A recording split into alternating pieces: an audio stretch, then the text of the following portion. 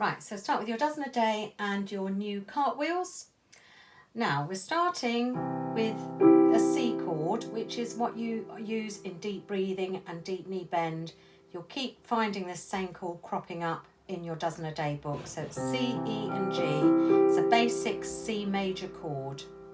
Okay, so the cartwheel in the first bar consists of those 3 notes played as a triplet. Okay, make sure that you've got each of these high notes here marked with the second finger to use.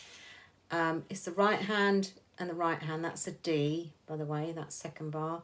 And then the last one's played with the left hand. Okay, and it's a very high C on the piano. So we start with that C chord. Then the next bar, the second bar, uses that B, F and G chords. So you need to place your fingers over those notes and use those notes for your triplet in bar 2. Okay, the idea of it being called cartwheels is a cartwheel is a circular movement, isn't it? And it keeps moving. All right, you can't sort of stop halfway with a cartwheel, you'd fall over.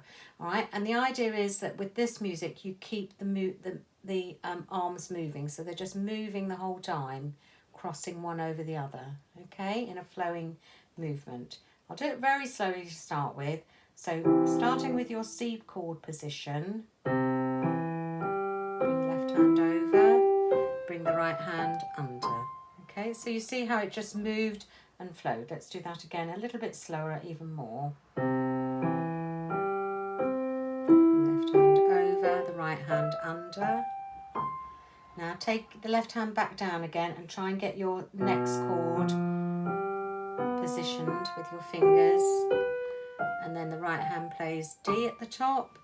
And then back to our C chord, and we've got 4 triplets. So it's the left hand, then the right hand again, and then the left hand plays the C above that one. Okay, very high on the piano.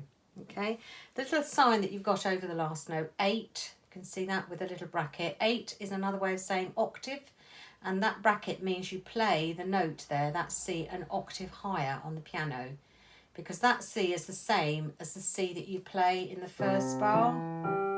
If you look at it, it's got 2 little lines, hasn't it? It's on the second of 2 little lines. But at the end bar, we play that note an octave higher, which is where you end up. Here it is, okay? So that's what that sign means.